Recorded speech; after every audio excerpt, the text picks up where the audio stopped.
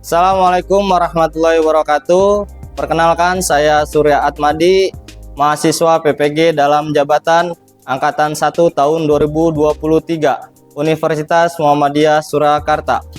Pada kesempatan kali ini, saya akan mempraktikkan pembelajaran untuk memenuhi prasyarat uji kinerja PPG dalam jabatan dengan materi kasus-kasus pelanggaran hak asasi manusia pada siswa SMA Negeri 7 Tambun Selatan. Selamat menyaksikan. Oke, baik. Assalamualaikum warahmatullahi wabarakatuh. Waalaikumsalam warahmatullahi wabarakatuh. Oke, gimana kabarnya hari ini? Alhamdulillah sehat. Semangat buat memulai pembelajaran. Oke, silakan sebelum mulai pembelajaran doa dulu, dipimpin oleh KM. Siapa KM-nya? Oke, nanti silakan dipimpin doanya. Oke semuanya, sebelum kita memulai pembelajaran pada hari ini, alangkah baiknya kita berdoa menurut agama dan kepercayaan masing-masing. Berdoa dimulai.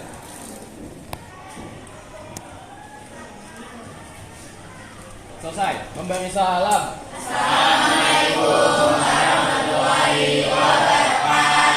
Waalaikumsalam warahmatullahi wabarakatuh.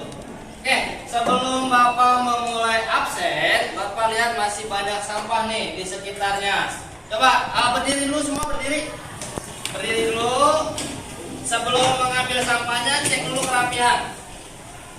Oke, kalau sudah rapi, silakan ambil sampah yang ada di sekitarnya, lalu buang ke tempat sampah. Yuk, cepat, silakan.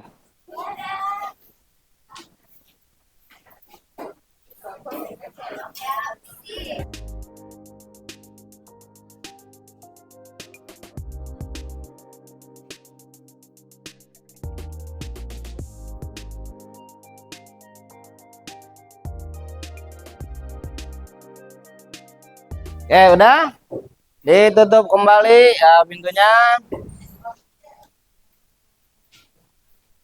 Oke, Bapak akan mulai absen. Abimanyu, mana Abimanyu? Hadir. Alia, hadir. Anggi, hadir. Bayu, hadir.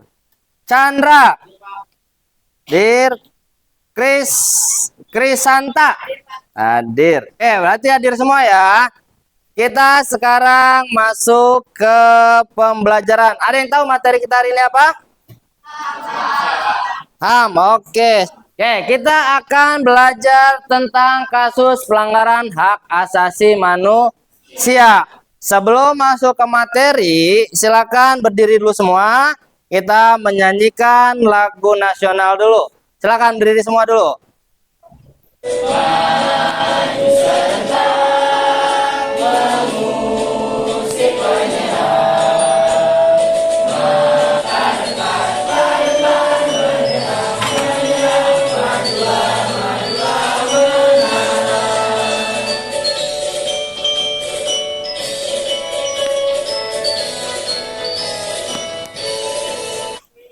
Kasih tepuk tangan buat kita semua.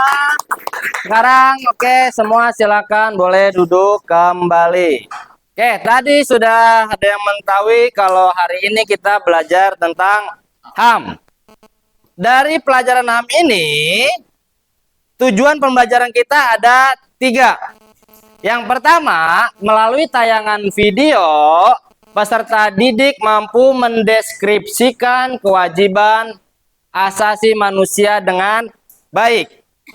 Yang kedua, melalui tayangan PPT atau PowerPoint, siswa dapat memahami substansi hak dan kewajiban asasi manusia.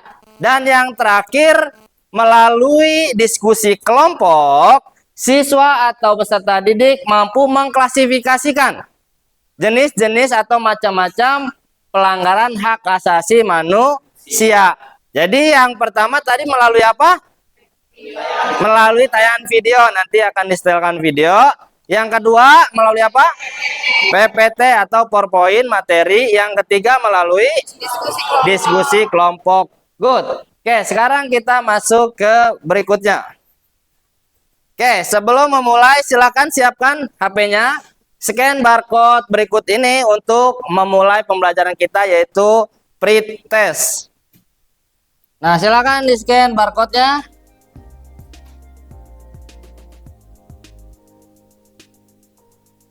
Oke, sudah. Oke, udah semua ya. Mari kita mulai.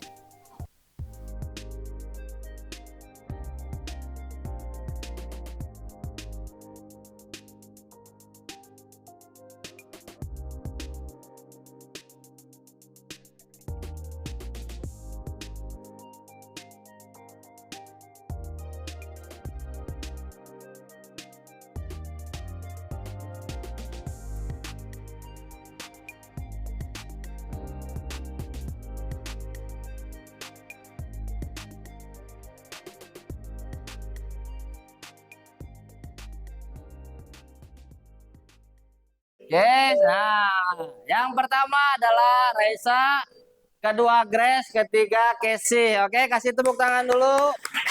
Ini baru pretest, yaitu pengetahuan awal kalian. Kita kan belum membahas materi. Jadi dari sini kita akan mendalami lagi materi. Mudah-mudahan nanti di post test nilainya bagus semua ya. Oke, kita lanjut ke materi.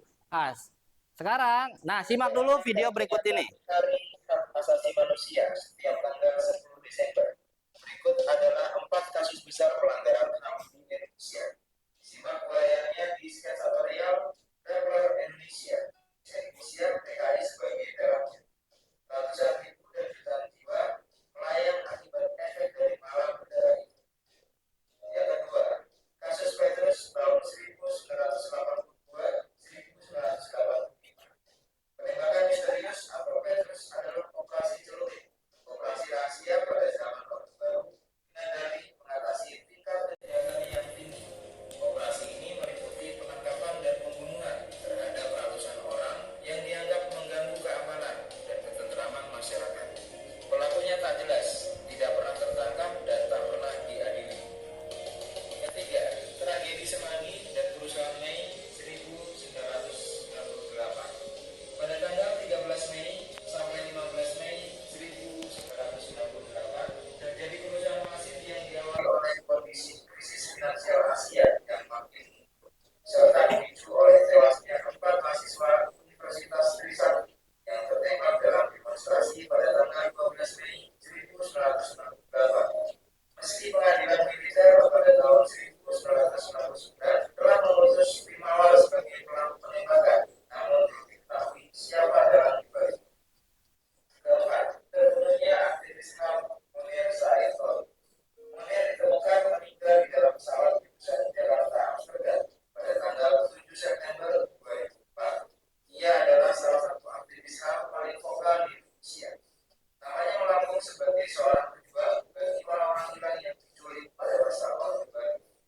Hingga kini kasus kematiannya baru mengadili pilot maskapai Garuda, Polikarpus Budiman Prianto, yang mendapat vonis hukuman 14 tahun penjara karena terbukti berperan sebagai pelaku yang meracuni Munir dalam penerbangan.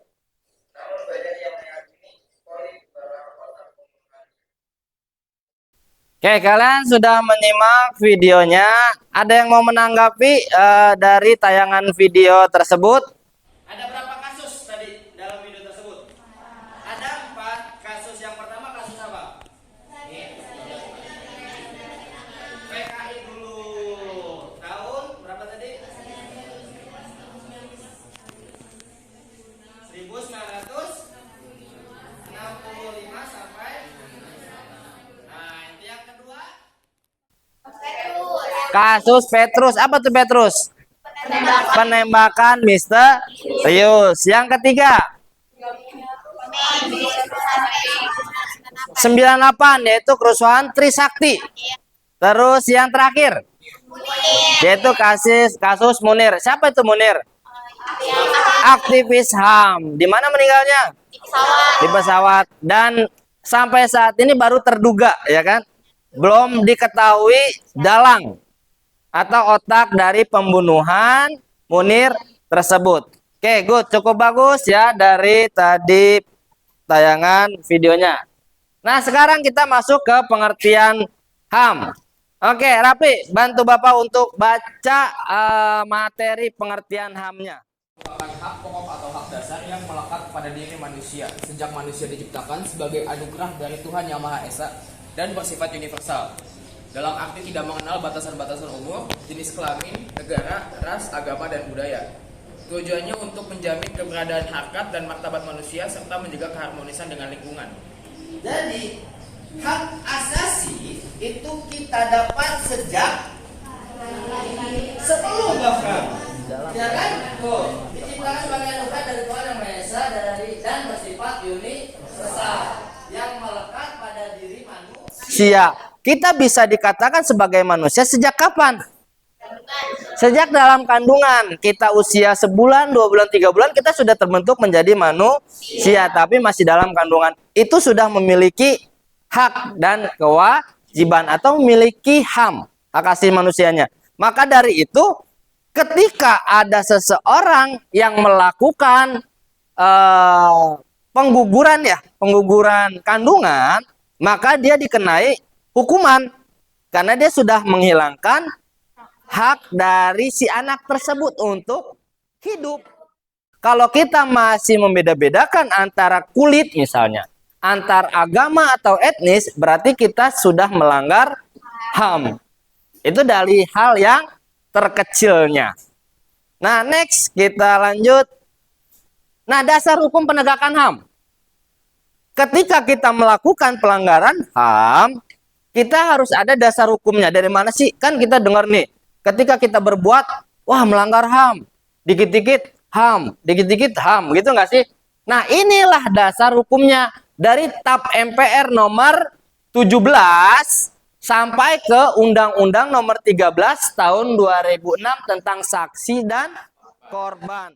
Nah, itu harus ada dari yang tadi TAP MPR sampai ke Undang-Undang nomor 13. Nah, di sini ada macam-macam HAM. Ada apa yang pertama macam-macam HAM-nya? Ada yang bisa mencontohkan? Apa itu hak asasi pribadi? Bebas? Bebas berpendapat. Ada lagi yang lain? Hak berpendapat tadi katanya. Terus? Kebebasan berorganisasi. Lanjut, masih banyak lagi. Istilah dari sistem politik itu, haknya adalah bebas memilih dan untuk dipilih, gitu loh. Jadi kita itu punya hak dipilih dan hak memilih. Good. Terus hak asasi ekonomi. Mendapatkan pekerjaan yang layak. Ini pengertian pelanggaran HAM. Oke, siapa yang mau membacakan? Coba Kesi, perempuan. Kesi, tolong bacakan pengertian dari pelanggaran HAM itu apa? Tentang HAM pasal 186 adalah setiap perbuatan seseorang atau kelompok orang termasuk aparat negara baik disengaja maupun tidak disengaja atau kelalaian yang secara melawan hukum mengurangi, menghalangi, membatasi dan atau mencabut hak asasi manusia seseorang atau kelompok orang yang dijamin oleh undang-undang ini dan tidak mendapatkan atau dikhawatirkan tidak akan memperoleh penyelesaian hukum yang adil dan benar berdasarkan mekanisme hukum yang berlaku. Oke, nah itu pengertian dari atau menurut Undang-Undang nomor 39 tahun 9. Pembunuhan terhadap kaum Yahudi di Eropa selama Perang Dunia Kedua yang dilakukan oleh Nazi atau Jerman. Itu kelompok ya yang dipimpin oleh siapa? Hitler. Dia membantai kaum-kaum Yahudi di Eropa. Contoh kejahatan terhadap manusia. Pemusnahan meliputi perbuatan yang menimbulkan penderitaan yang dilakukan dengan sengaja yang dapat melenyapkan sejumlah penduduk tertentu. Nah, kayak tadi contoh tuh, Rohingya. Dia kan dengan maksud tujuan mengusir, siapa yang diusir? Kaum muslim. Nah, sekarang setelah mendapatkan materi, Bapak sudah membuat kelompok. Kelompoknya terdiri dari 5 orang. Kelompok 1 itu ada Abimanyu, Hasnatul, Rahma, Safira, sama Raisa. Coba dibentuk kelompok 1 di sini deh di depan. Kelompok 1, kelompok 2-nya di situ, kelompok 3-nya di sini, kelompok 4-nya di situ, kelompok 5. Tempat-tempatnya ya, sudah Bapak plot-plot. Oke, silakan bisa dilihat sendirilah kelompoknya. Silakan bergabung dengan kelompoknya masing-masing.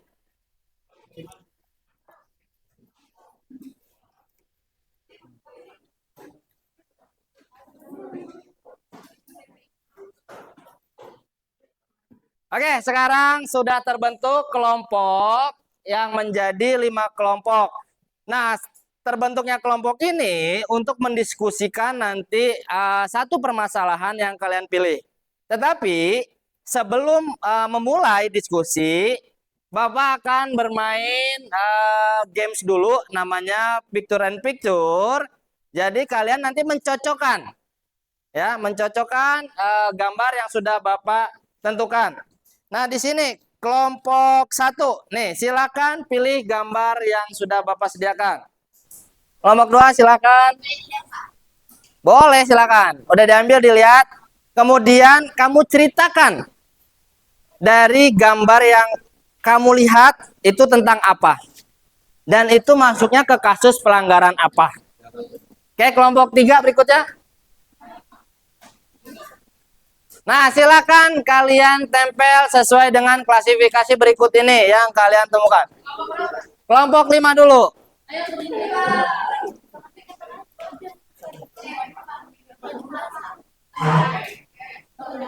Ya, boleh 3 orang. Pertama jelasin dulu, baru tempel, jelasin tempel. Gambarnya aja yang betul.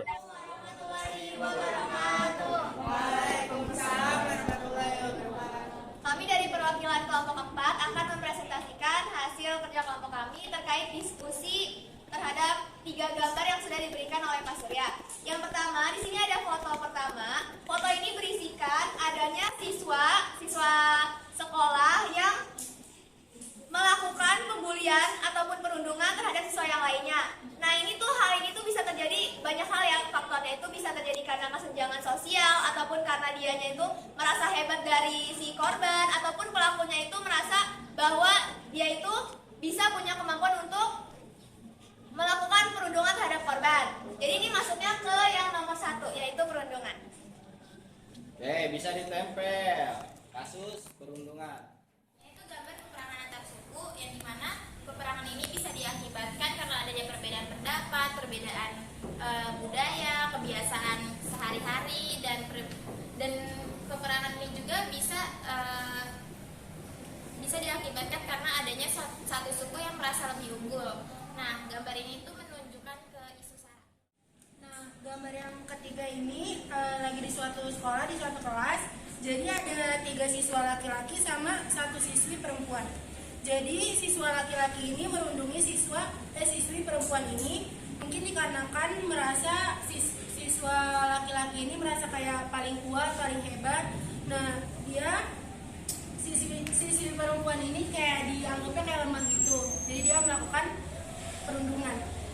Jadi ini termasuknya perundungan. Oke, masuk kasus perundungan. Boleh ditempel. Tempel dulu.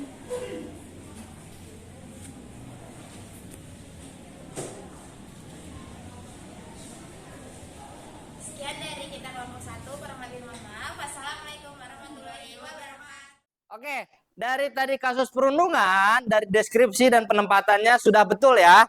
Jadi seorang siswa atau pembulian lah ya. Pembulian yang dilakukan oleh siswa kebanyakan, contoh gambarnya.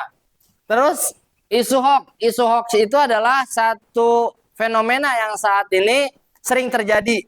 Kita sebagai masyarakat umum harus pinter-pinter menelaah mana sih berita yang benar, mana berita yang bohong. Dan jangan pernah sesekali kita untuk melakukan penyebaran informasi palsu. Oke.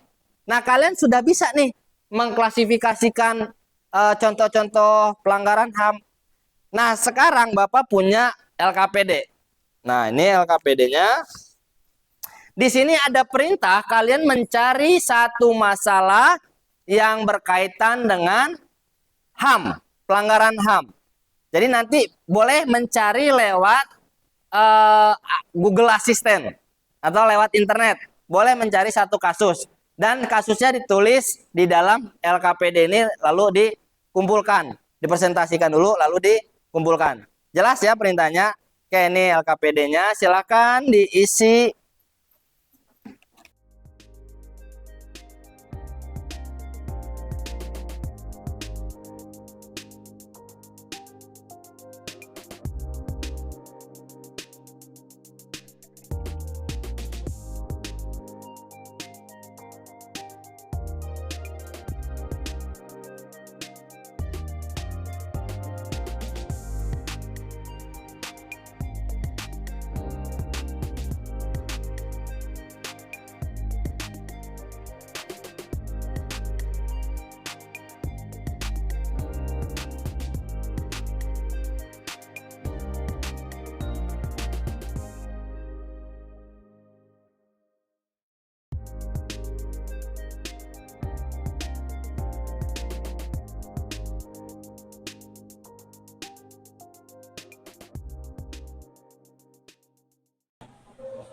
Kelompok 2, apa yang ingin ditanyakan?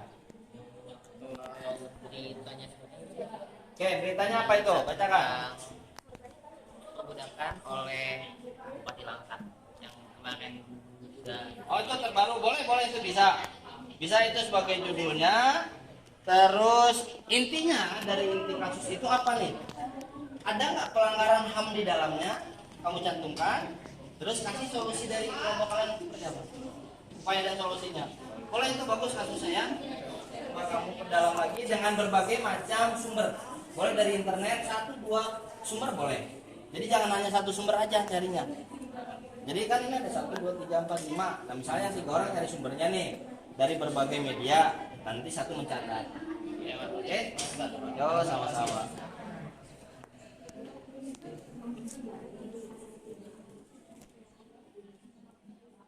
Oke, good.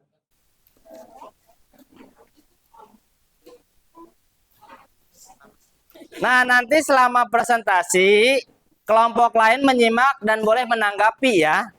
Ada yang bertanya atau menanggapi, baik dari kasusnya ataupun dari solusinya, memberi tambahan boleh. Gitu, oke? Jadi nggak cuma hanya presentasi aja.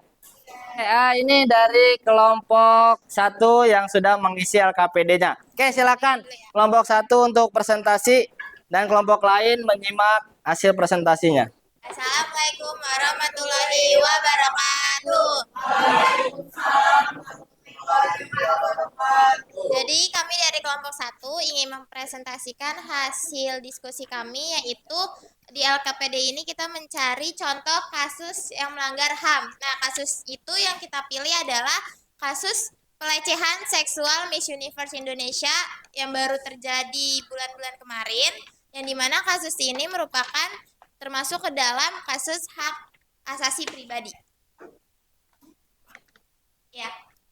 Jadi inti masalah kasus pelanggaran HAM ini tuh yaitu para finalis Miss Universe Indonesia dimintai body checking yang disaksikan oleh 3 pria, yang dimana kegiatan tersebut tidak ada dalam perjanjian awal.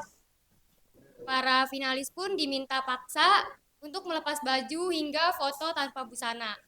Menurut kami, kasus ini tuh termasuk pelanggaran hak asasi pribadi karena finalis tidak mendapatkan keamanan dan kenyamanan terhadap dirinya sendiri, sehingga para finalis mendapatkan tindakan pelecehan seksual.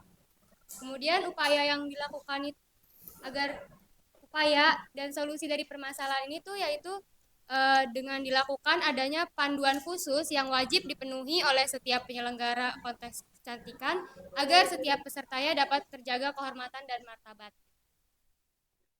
Sekian penjelasan dari kelompok kami tentang kasusnya.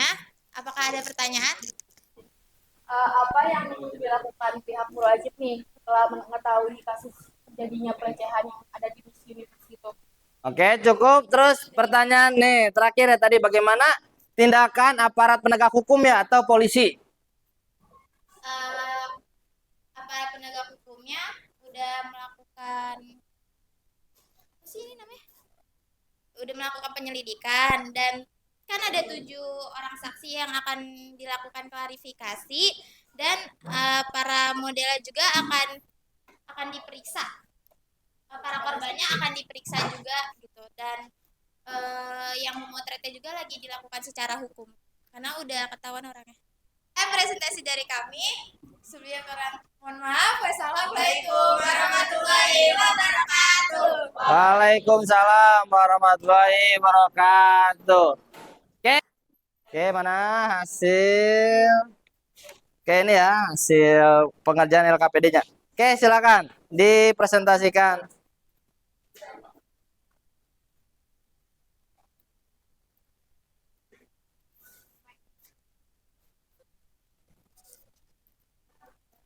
Assalamualaikum warahmatullahi wabarakatuh. Waalaikumsalam. Kami di sini dari kelompok 5 ingin menjelaskan mengenai pelanggaran HAM yang telah kami buat. Pertama-tama kami ingin memperkenalkan diri terlebih dahulu. Perkenalkan, nama saya Bersi Saputra.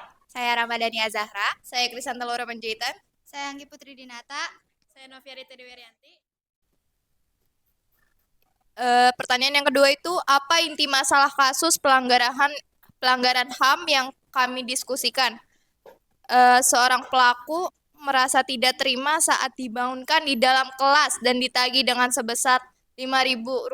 Ini motifnya balas dendam ya.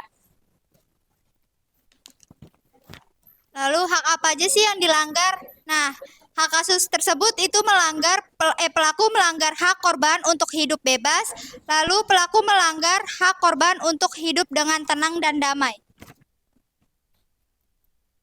Selanjutnya, bagaimana upaya dan solusi dari permasalahan masalah tersebut? Yang pertama yaitu mencari alasan atau latar belakang dari ekonomis pelaku. Yang kedua, melakukan musyawarah untuk mendapatkan solusi dari masalah tersebut. Dan yang terakhir adalah wali kelas memberikan edukasi kepada perangkat kelas agar menagih iuran sesuai dengan kemampuan ekonomi masing-masing siswa. Ya, dari pernyataan kelompok kami, mungkin ada yang ditanyakan? Kejadian kan dilakukan sama anak SMP ya, otomatis masih di bawah umur ya. Itu cara tindakan hukumnya itu kayak gimana sih? Oke. Apalagi dia masih di bawah umur kayak gitu. Dijelaskan.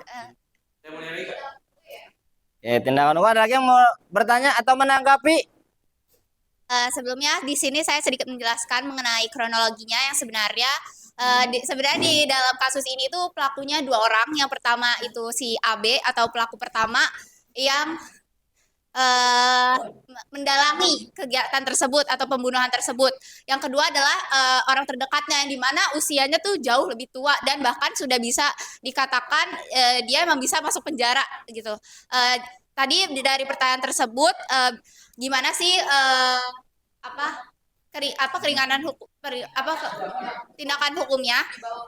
Yang pertama setahu saya itu ada yang namanya penjara di bawah umur yang sudah diterapkan di Indonesia, tetapi itu masih sangat sedikit ya, maksudnya yang dapat maksudnya yang masuk ke dalam penjara tersebut. Jadi ya pasti kalau dari hal tersebut bisa dikeluarkan dari sekolah tersebut, terus dipanggil orang tuanya, dan ya salah satu cara terbaiknya adalah damai, dengan cara damai dari kedua belah pihak, dan ada korban berjanji untuk tidak melakukan hal yang sama ke orang lain.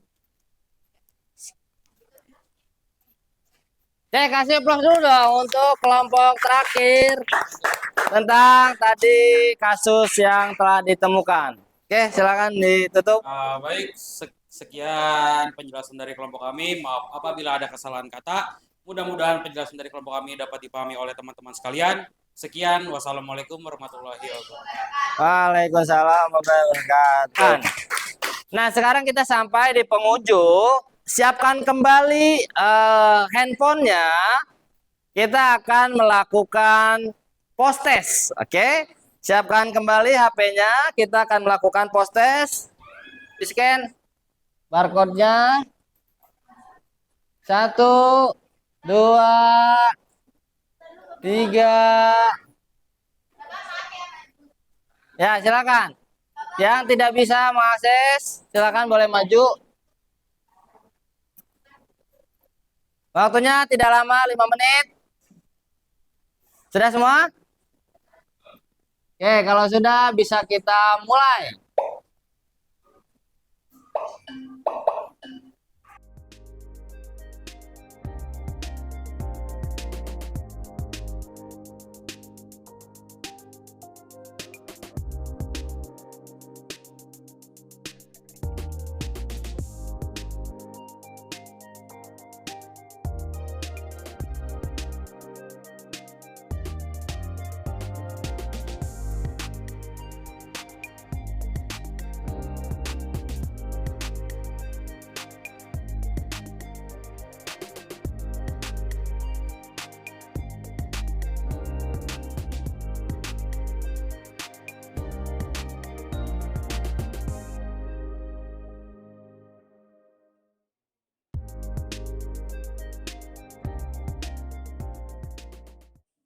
Oke, suara satunya adalah Casey. Lagi kasih plus tuh dong untuk Casey, Anggi, dan Novia Rita.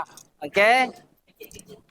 Nah, sekarang kita setelah melakukan post test.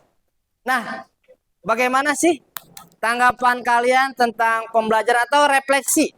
Refleksi kalian tentang pembelajaran hari ini? Ada yang mau memberikan refleksi tentang pembelajaran hari ini? Silakan. Oke. Siapa namanya? Saya Ramadhani Azahra. Oke, Ramadhani. Bagaimana refleksi pembelajaran kita hari ini? Dari pembelajaran hari ini yang saya lihat itu menyenangkan. Yang pertama itu karena dari awal pembelajaran itu menggunakan metode bernyanyi dulu nih Pak. Jadi memupukkan rasa kita tuh cinta sama tanah air. Terus di dalam lagu yang kita setel tadi juga tentang memuat hak-hak yang kita pelajari hari ini juga. Kemudian ada pretestnya dulu. Nah, pretest itu kan yang tadinya kita nggak tahu nih. Terus kita udah punya bayangan, oh nanti materinya akan seperti ini, di dalamnya akan seperti ini. Walaupun emang mungkin di awal-awal pretest itu nggak ngerti, tapi kan nanti diajarin dari lagi. Terus adanya pembelajaran lewat video yang tadi materi video yang disampaikan juga secara singkat itu udah masuk banget, terus gampang diterima juga. Sama kalau dari hari ini nggak ngebosenin karena variatif pembelajarannya, dari yang menempel-nempel juga seru. Jadi gampang diterima. Terima kasih Rama. Tadi refleksi itu. Jadi pembelajaran kita hari ini cukup menarik dengan berbagai macam metode, strategi, terus modelnya. Nah, sekarang kesimpulan, masuk kepada kesimpulan. Tadi sudah refleksi. Nah, kesimpulan dari materi tadi, apakah tujuan pembelajaran kita tercapai atau tidak? Coba, Bapak mau ngetes, siapa yang mau memberikan kesimpulannya? Oke, siapa namanya? Oke, Casey, siap. Boleh duduk, berdiri lebih bagus biar teman-teman bisa mendengarkan. Oke, apa kesimpulan dari materi kita hari ini? Kesimpulannya adalah yang pertama, kita dapat mengetahui apa itu hak asasi manusia. Jadi hak asasi manusia adalah setiap ataupun sesuatu yang sudah didapatkan oleh manusia bahkan sebelum sejak kita lahir secara universal. Nah, selain itu juga kita juga tahu nih bahwa hak asasi manusia itu berhubungan dengan Pancasila. Jadi nilai-nilai Pancasila itu kan nilai-nilai yang baik ya Pak. Jadi itu berhubungan dengan hak asasi manusia yang ada di Indonesia. Saya sebutkannya salah satunya contohnya itu dari sila pertama yaitu ketuhanan yang Maha Esa. Jadi hak untuk ketuhanan yang Maha Esa itu menjamin hak merdeka untuk setiap manusia memeluk agamanya masing-masing. Nah, kewajibannya itu untuk menghormati perbedaan agama yang ada di Indonesia. Nah, setelah itu kita juga dapat nih mengklasifikasikan setiap kasus pelanggaran HAM yang ada di Indonesia itu adanya di hak asasi pribadi atau hak ekonomi ataupun politik dan lain-lain. Contohnya tadi dijelaskan oleh kelompok 1 yang pelecehan seksual terhadap Miss Universe itu masuk ke dalam hak asasi pribadi. Itu Pak. Oke, kasih aplaus dulu untuk sudah cukup lengkap ya, jadi kamu bisa mendeskripsikan. Kalian bisa mengklasifikasikan dari macam-macam HAM. Oke. Sebelum menutup pertemuan kita hari ini, untuk tugas di rumah, kalian kerjakan paket yang latihan 1.2 di halaman 17 ya. Minggu depan dibahas dan dikumpulkan. Oke, untuk minggu depan kita masih mempelajari tentang faktor penyebab terjadinya pelanggaran HAM. Itu untuk materi minggu depan ya. Oke, jelas? Oke, Bapak minta untuk KM dulu memimpin pembelajaran kita hari ini menutupnya. Oke semuanya, sebelum mengakhiri pembelajaran pada hari ini, alangkah baiknya kita berdoa menurut agama dan kepercayaan masing-masing. Doa dimulai.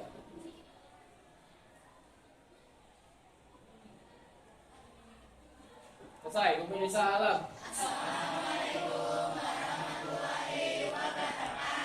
Waalaikumsalam warahmatullahi wabarakatuh.